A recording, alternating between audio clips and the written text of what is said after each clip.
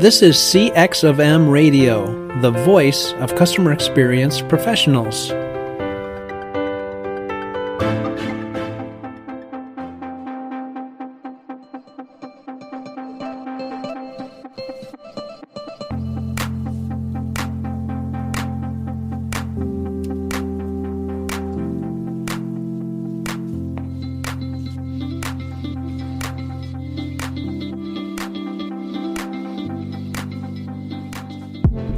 Hello, and welcome to another World of UX podcast. This is your host, Darren Hood. Thanks, everybody, for taking the time to join us on today. Special welcome, as always, to those of you joining us for the very first time. We are going to move on from our recent series of potpourris that were dedicated to new UX professionals. But I did want to mention, and I guess you could think of this as an anniversary celebration mode that we're about to go into. Yes, we are about to celebrate the third anniversary of the World of UX podcast. We've been really happy to be able to share with people around the world. We're happy to share and bring to you voices throughout the community that need to be heard. And while I did just wrap up those segments that were focusing on things that, for the most part, new UXers needed to embrace, and we had them in mind as we were doing all these things. We're not going to do that tonight. This is going to be an all-inclusive type of thing. Definitely on tonight, new UXers are going to get a lot out of this, I think. But there is a special set of episodes that I wanted to sort of let people in on that are about to take place. We recently made arrangements and have secured, invited, and scheduled sessions that are, again, dedicated to new user experience professionals. We are going to have 3 or 4 new UXers on a sequence of episodes in the not too distant future. So I'm really excited about that. Several people are excited about it. The folks that are going to be on the show are excited about it.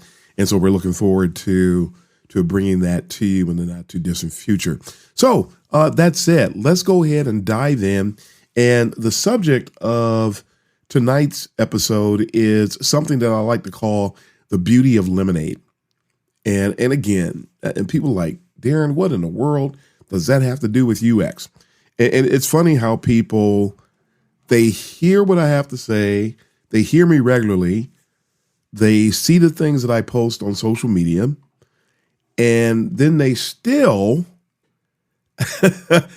turn around. And I mean, I would hope that people would see by now what our purpose is and the consistency and the things of that nature. You got to know that, I love metaphors.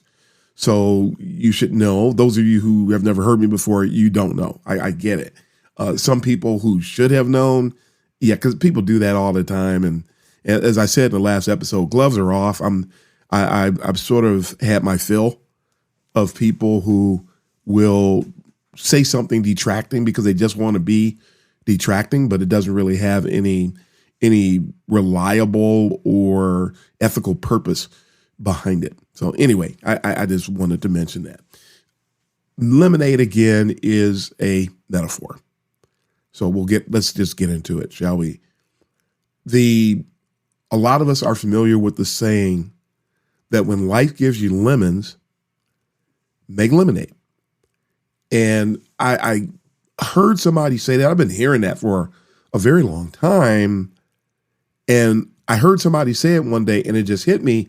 And I began to think about how there are a lot of times in UX that things just are not, they're not anywhere near as being perfect. We're not going to have a lot of perfect situations as it is, but a lot of times we get dealt lemons.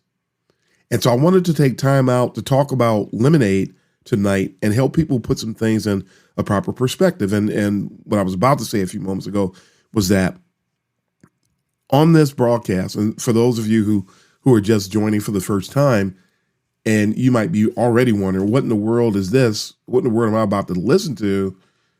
I don't always talk about stereotypical UX stuff because people are already doing that. People are telling us how to do the work. We don't need any more podcasts.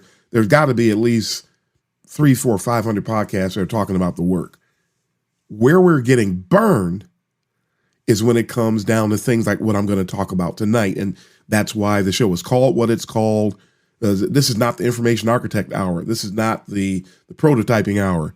This is not the design sprint hour. We're not talking about any of that stuff. We need to talk about the things that are causing people to pull their hair out, figuratively speaking, of course. We need to talk about the things that have people leaving the discipline or changing careers because they can't take it anymore. We're trying to equip people. If you love the discipline, you really have what you need to make it. Just that passion alone is going to drive you light years beyond where you are, again, figuratively speaking, and so to speak. But there are a lot of people that come into situations in their UX operation where they're dealt lemons and they have no idea what to do. So we're going to talk about 6 of those scenarios, at least 6. I'm sure we'll sort of veer off into a couple other areas as we start getting into the content tonight. But people get dealt lemons. They don't know what to do. They get dealt lemons. I've seen people get so upset when they get dealt lemons and you see them sit there and turn red at work and they're about to explode. And there's no reason for us to do that. I understand the frustration. I've been frustrated before. I've seen it to the nth degree. I've seen and talked to people who are frustrated all over the world. And what I have learned, and this is my 28th year in the discipline that we now refer to as UX. And I've seen some things. I've seen some stuff. I've had my day where I had to go to my car and cry because you just didn't know what to do because of what people were subjecting you to. But you know what? After all is said and done, we still have work to do, and we still need to buckle down, batten down the hatches, and deliver. And especially remember, everything that we do, everything that we say is lending itself to someone else's perception of the UX discipline. Everybody doesn't understand UX. And we get enough of that. And no matter what company you're at, no matter how great you might think it is, no matter how great your team is, we're all subjected to lemons. And so let's put on our critical thinking hat, because that's part of what gets us out of this. Let's put on our emotional intelligence hat, and let's start to think through some things. Let's give some thought to these scenarios to try to help ourselves be in a better position so we can, again, represent the discipline well and be in a situation where we're in a good state mentally, where we're not going to lose it, where we're going to be encouraged. Even if the circumstances are discouraging, we can still be encouraged in that we know what to do in this setting. And so I'll mention, again, 6 things I want to focus on. I'm going to probably mention more than that, but I'm also going to mention several mindsets that we need to have that will help us to thrive when we're up against it, so to speak. Number 1, and a lot of people are going to relate to this right off the bat. You're trying to get your UX work done. You know you need to do some research, but the company simply won't support it. They want you to get design done without the benefit of, and without the resources, the time, the investment, the support to do research. So driving solutions, number 1, without research is a scenario where we've been given lemons, but we need to find a way to turn those lemons into lemonade.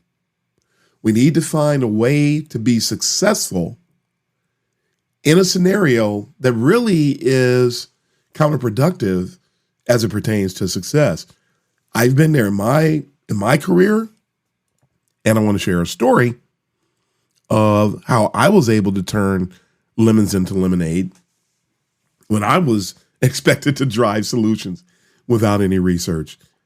One of the things that I have found is really, really helpful when someone, they want you to deliver, they want you to bring them the world, And here you are trying to do exactly that and find out that you're not going to be able to get access to users. You're not going to be able to conduct any type of research whatsoever. And so now what do we do? How do we achieve success? I was in a situation where we had to do exactly that. We had no access to research. We couldn't get access to users, not at that particular time in the project, with the project I have in mind. But what I'm about to mention is also what I consider to be the starting point when you're actually trying to get into the nooks and the crannies. After you get your requirements, after you find out what you're trying to accomplish, after you find out what the business goals are, there has to be a time where if you can't do research, the next best thing that you can do is lean on heuristics. Heuristics, according to Jacob Nielsen and several others, can be used to find up to 90% of any issues in a design. And the funny thing is, that's usually directed at like a redesign, something that already exists that you can look at. But truth be told, heuristics can be applied to and can be used to inform design efforts. You can design navigation keeping heuristics in mind the whole time. You can set up your content and your layout keeping heuristics in mind. You can set up task flows keeping heuristics in mind. And so the more you know about heuristics, the better position you're going to be to turn those lemons into lemonade. So you just tap into the heuristics. If you're working on a redesign, you can use heuristics to find up to 90% of what's in a design. If you're working on a brand new project, heuristics can inform the work that you're doing. And sort of borrowing from the recent brief series we did on heuristics, a lot of people, when heuristics comes to mind, they're only talking about Jacob Nielsen. There are a lot more sets of heuristic models that are out there that can be used to drive your designs. And also something else that's critical to understand about that, and something I mentioned to someone recently in a conversation, they were asking me about using heuristics and how you go about doing it. And Nielsen's heuristics, of course, came up in that conversation.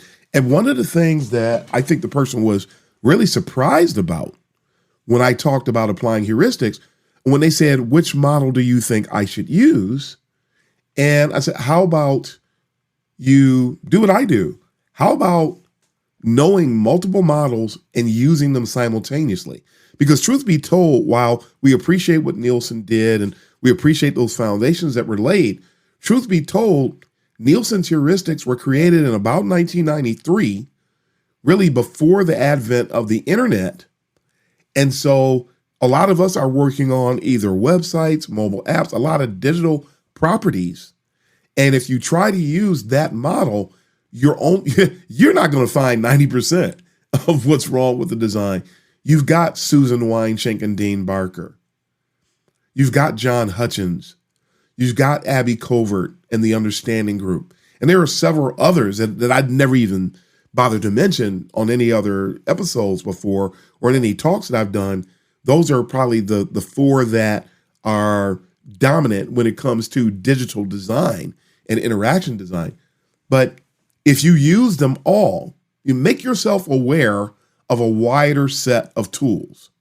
Make yourself aware of a wider set of principles. Broaden your horizons, and it gives you the ability to impact your work even more. So you can achieve, again, you can find up to 90% of what's wrong with a design, things that need to be addressed, things that need to be upgraded, things that need to be improved. If you want to optimize task flows, you want to optimize the user experience, you want to bring more delight, you can find up to 90% of the issues related to those things using heuristics alone. So don't think that if I can't do research, I can't be successful. I've done it in my career and was able to go back later and validate through heuristics. Matter of fact, before I move on to number 2, I worked on a project once, and I told this story once. I worked on a project once where The first thing I did was conduct a heuristic analysis. I had 45 pages of findings. This presentation was given. I didn't know it. They didn't tell me, but there were some C-suite people at the presentation where I was sharing my heuristic findings. Now, keep in mind, we're talking about research, right? No research was done, and I came up with 45 pages of findings, things that we needed to change in order to optimize the design. There was a person, and I've been talking a lot lately about character assassination in UX and how broadly it rears its ugly head. And there was a person who really was threatened by me. Frankly, I'm just going to tell you what it was. The person was threatened by me. It was one of those sexist things where somebody was actually just mad at men, and I happen to be a man and I happen to be of African-American descent. So she was getting two for the price of one, I guess, apparently. And I sort of laugh about it now. And I found out that she was trying to campaign for them to get rid of me. Now, here's the funny thing. I didn't do anything to trigger any of that. This was just her bias and her animosity that was at work. Because here's the trick. At the time, this was roughly 10 years ago. So I kind of told people where it happened by saying that. But this is roughly 10 years ago. And so at the time, I have roughly 18 years of experience. The person who was doing that had zero. The person was, and some of you have heard me talk before about posers, retrofits, and upstarts. That person was a retrofit. That person was a project manager who was retrofitted into a UX position. And as I say all the time, being in UX, being successful in UX, you can't be successful if you have certain personality traits. And people who have inferiority complexes will suffer. Instead of being in a position where I was willing to help that person grow, but instead of taking advantage of having access to me and using that to help further their career, the person spent a ton of time trying to throw me under the bus. And it was interesting that the person conducted usability testing on my designs, not because they were trying to validate my designs. They were trying to conduct research, supposedly, on my designs. Keep in mind, the person, remember, they didn't have any experience, didn't know how to design research anyway, but that's we'll deal with that another time. The person, long story short, tries to conduct research for the express purpose of invalidating me. And the person ended up coming to me, Darren, I conducted research on your designs, which I had already done, by the way. Throw that in there. And the people loved it. And they could use everything so easily. And everything was so great. I just thought you should know. Number one, I already knew. Number two, it blew her mind because she only conducted the research hoping that she would be able to show that my designs didn't work. But my point, little embedded side message there, I was able to accomplish that success and redesign a multi-million-dollar educational application on the internet. And heuristics was used to drive that success. Mostly, it was heuristics. We went back and validated the heuristics through research later, but all of those design recommendations and all those findings were all research-oriented. There was no regular research up front. And yes, for the record, for somebody who's already scratching their head and looking cross-eyed, heuristics are actually classified under research, for the record. They're classified under research. Their heuristic analysis is listed as a type of research mechanism, but you know what I'm talking about when I'm talking about research. There was no remote usability testing. There was no card sorting. There was no tree testing. There was no A/B testing. There was no first click testing. There was no ethnography. All of those different things that we do, no contextual inquiry. All these different types of things were available in general, but none of them were used to drive the success of that project. So I know for a fact, and that's not the only time I've done it in my career, I know for a fact that you can drive tremendous success just through heuristics. So just something that folks should know. Number two, There are times that we are brought into a project, and it's funny how this works. I know a lot of people can relate to what I'm about to say, but we're brought into a project as an afterthought. So the second thing I want to talk about is getting involved at the last minute. I dedicated an entire episode to what I called UX train hopping. It is an art. We have to, in order to succeed, when somebody dishes out the lemons of calling on us at the last minute, which, by the way, a lot of times people call on UX at the last minute, and then they turn around and try to blame us when things go south, if they go south.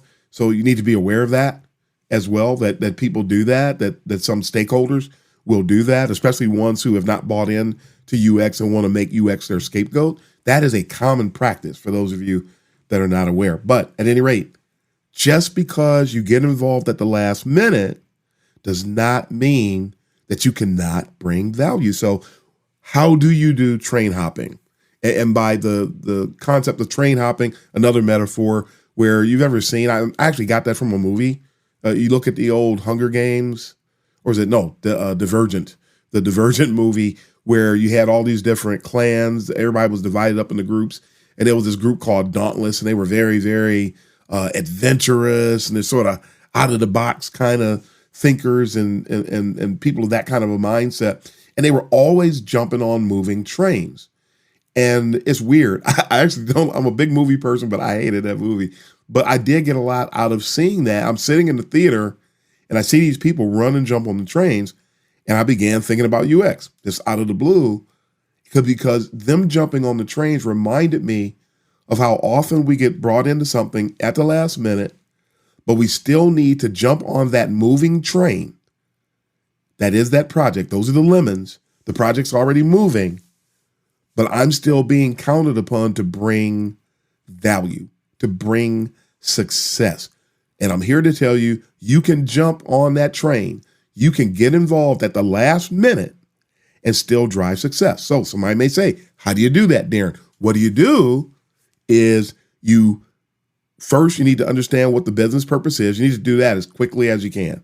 There's going to be some resources available. There's a statement of work, a project brief. There's something. Somebody has documented something, and find somebody who can give you a quick download. Get the information, find out what the business is trying to accomplish with that initiative. That helps you understand where the bullseye is for the work that you're doing. Then start hunting for all the low-hanging fruit you can. Hey, you got on board at the last minute. You're not going to conquer the world, but there usually is a bunch of low-hanging fruit that really fall squarely into the lap of, or the arena of user experience. Things that we can address that other people didn't, couldn't, wouldn't, whatever it might be. Find out what the business is trying to accomplish. Find out what the low-hanging fruit is and get busy. Bring value. You'll be able to double back after they deploy, because remember, it's the 9th hour now. So they're going to be deploying soon. Find out what you can do to bring value, strive to bring that value, find all the different methods, methodologies, techniques in that UX toolbox of yours to get busy and drive success. And then you're going to buy yourself time to be able to do something as they get ready for the next release or whatever the cycle is of the work that you're doing there. But you bring value again at the last minute by finding low-hanging fruit, understanding what the business is trying to accomplish, and going ahead and addressing it. And you can drive success. That's a huge win for your team. That helps the company, people in the company, stakeholders, to value user experience, that if they don't bring us in early in the project, we can still achieve something.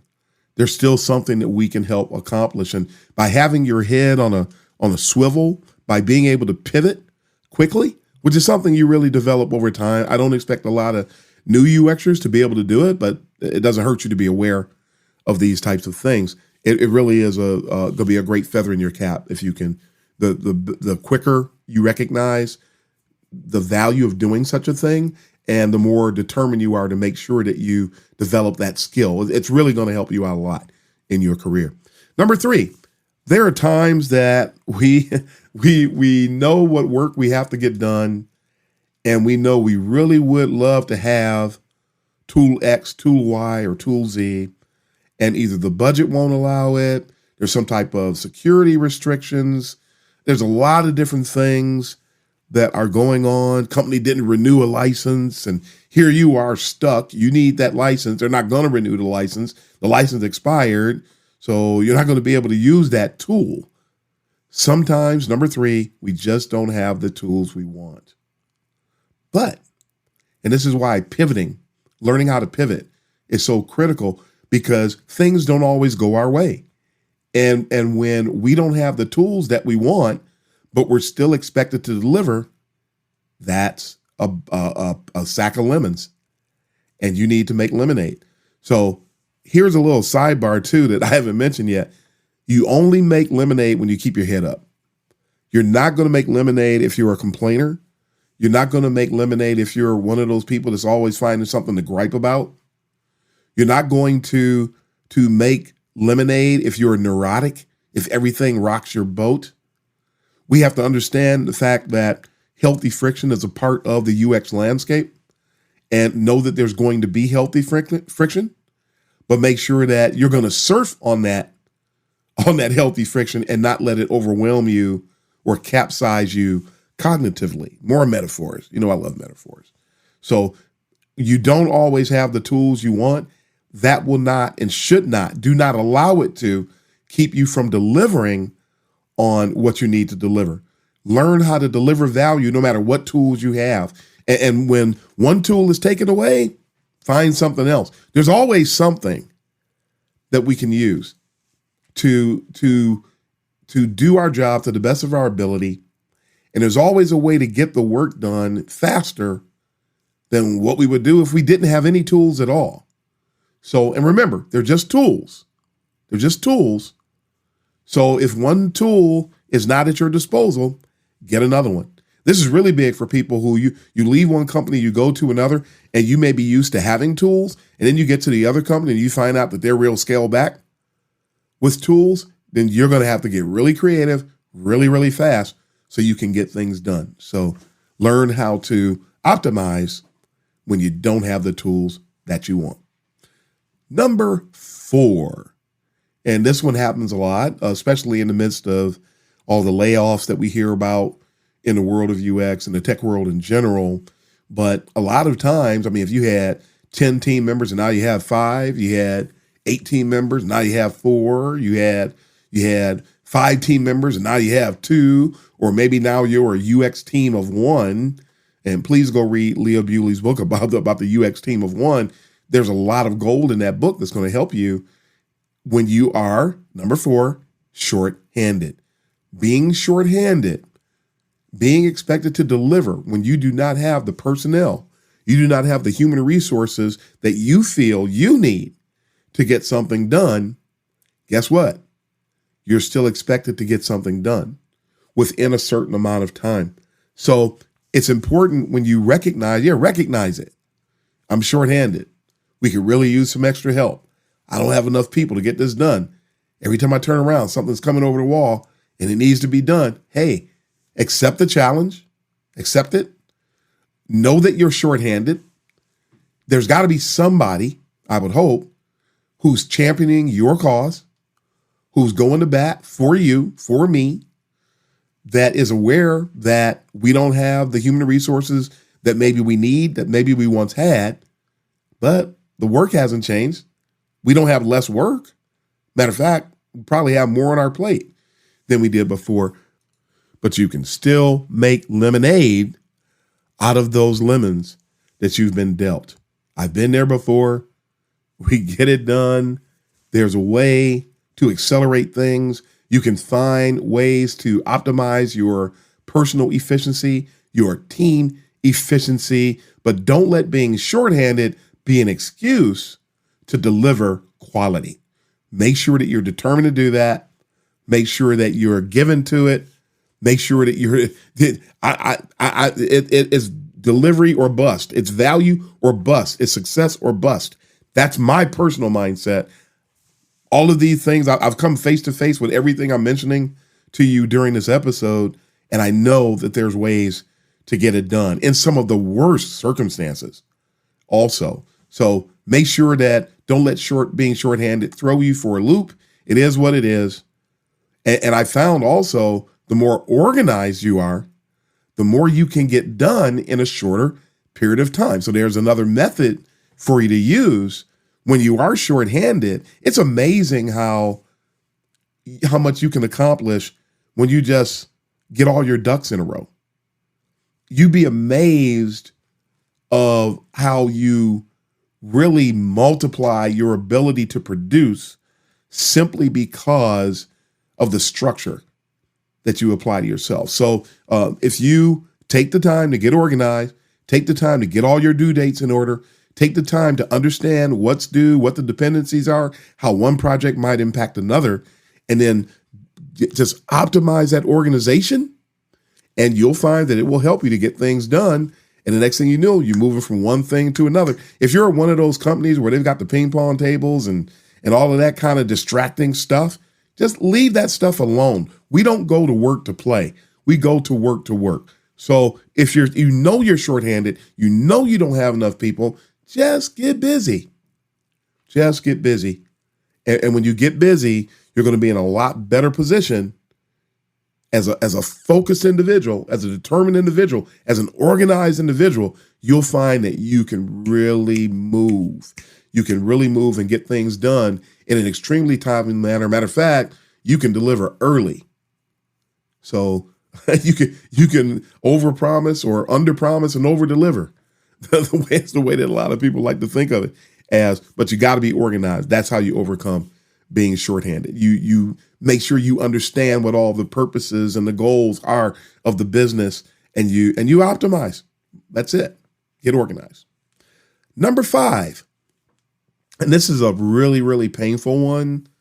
I know for many of us, if not all of us, but one of the worst feelings or mindsets you can be subjected to as a user experience professional is being void of support.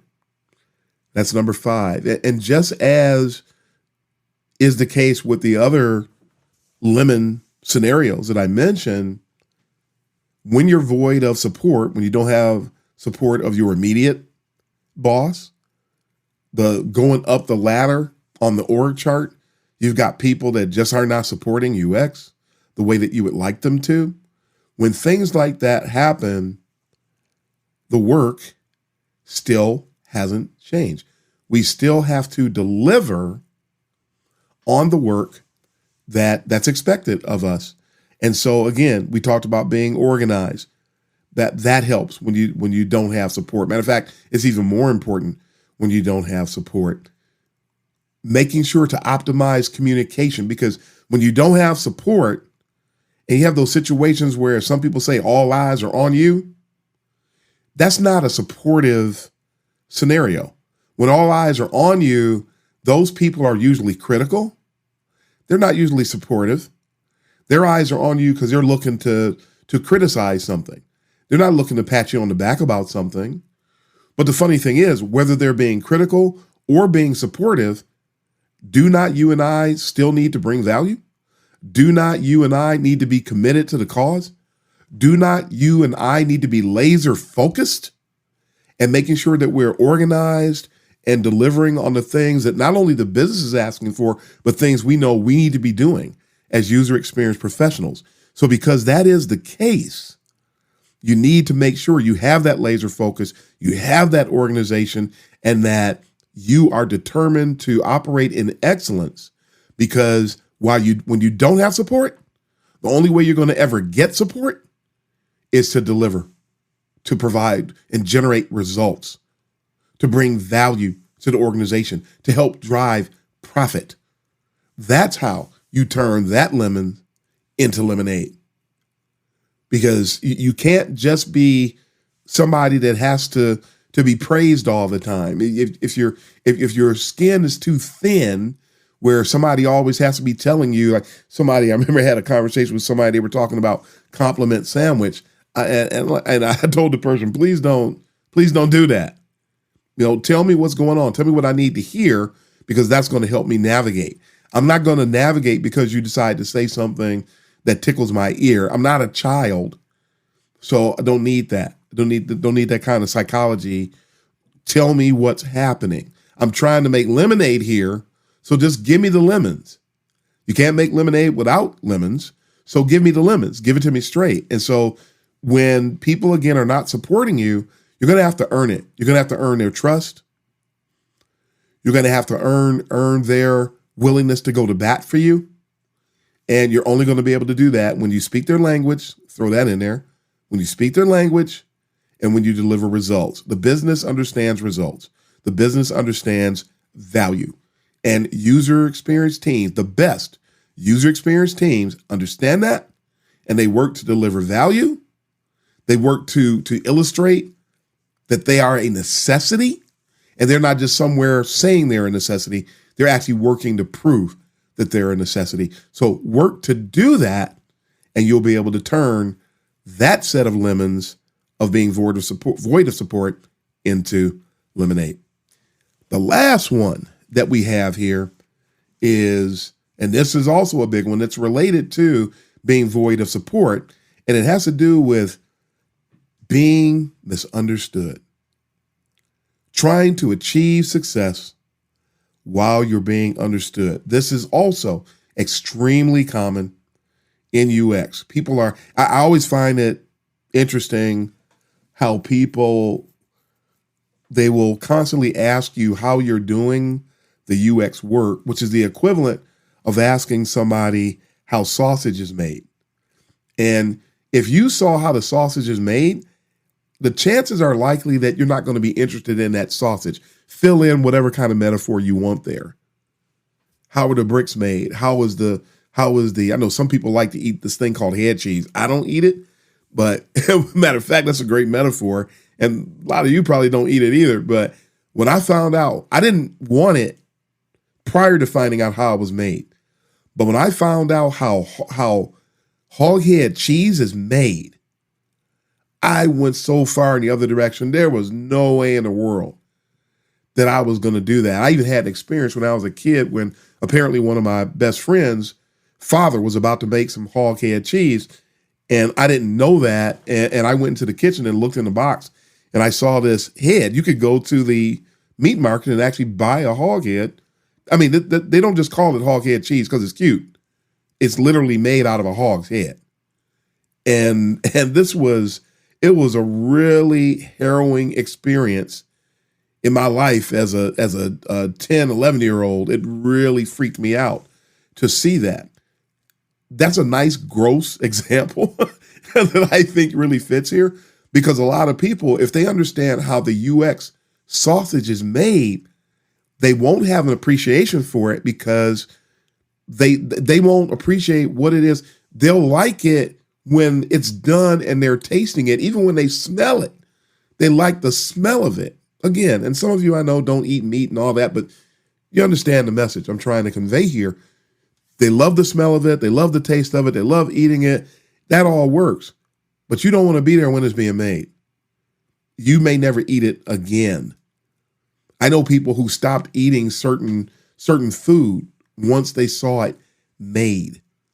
And UX is the same way. It's not a sexy, as some people, I've heard people refer to it that way before. It's not a sexy process. None of what we do is a sexy process. And if people get exposed to it, then it becomes problematic. So we have these people who do not understand what we do. You have people that don't understand really the value we bring, in part because they've never seen a UX person bring value. There are a lot of people like that. They've never seen UX people really do anything of note from a business perspective. They simply haven't. And that's why they feel the way that they do toward user experience teams. And some of them, frankly, no matter what you do, they're always going to maintain that mindset because some people thrive on cynicism. And if they can't be cynical or skeptical, they're just not happy. That's just the way, that's some people's makeup. That's the way it is. We can't be discouraged by that.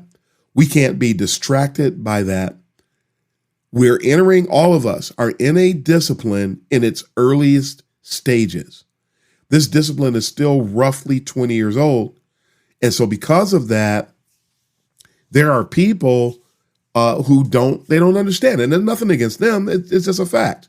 They don't understand it. And so we still, however, have a responsibility to achieve success in the midst of being understood. Basically speaking, we're trying to thrive at being successful while going against the grain cognitively of a lot of people who are tied in, who are stakeholders and clients. They have a stake in what it is that we're doing, but they don't understand what's being done. And that's tough.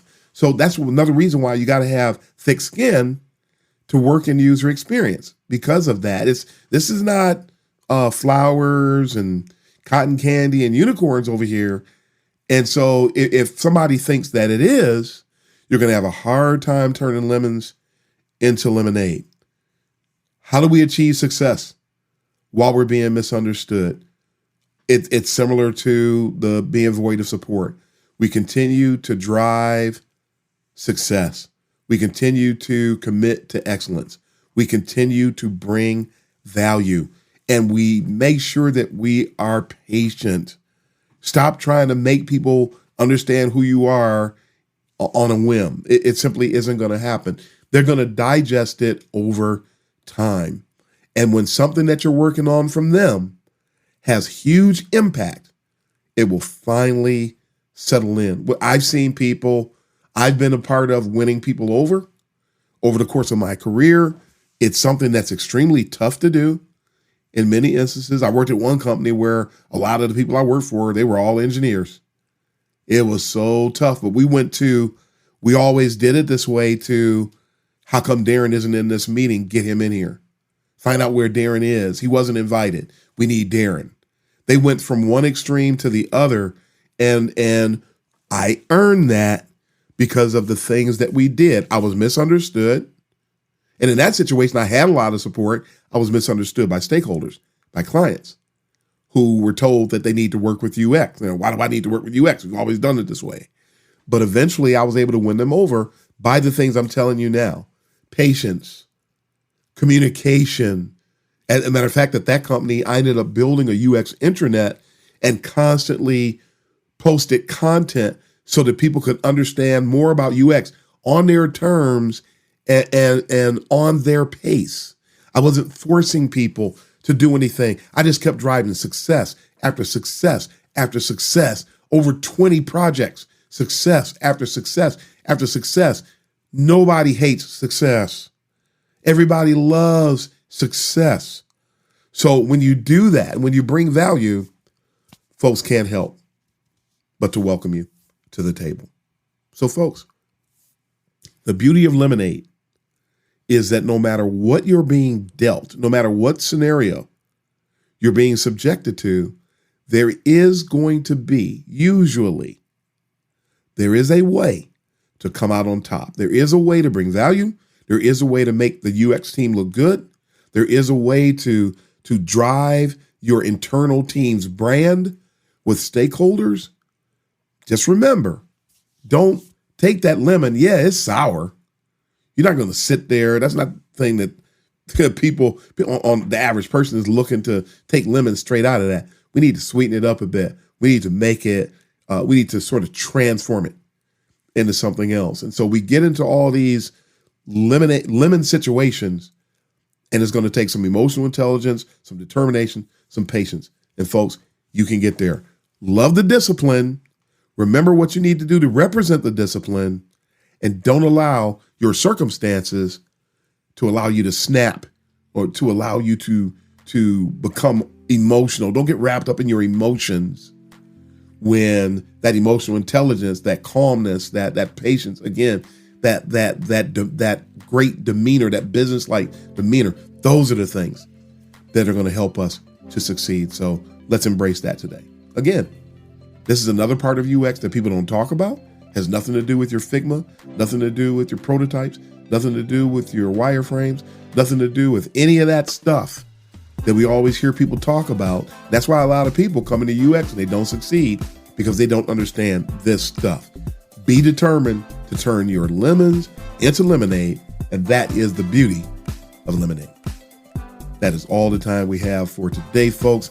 Thanks for taking the time to tune in today. Tell other people about the podcast. We'd love to see more people partake.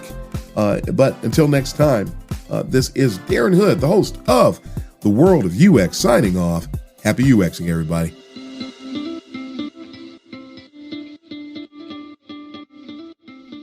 Thanks for joining us for this session of CX of M Radio.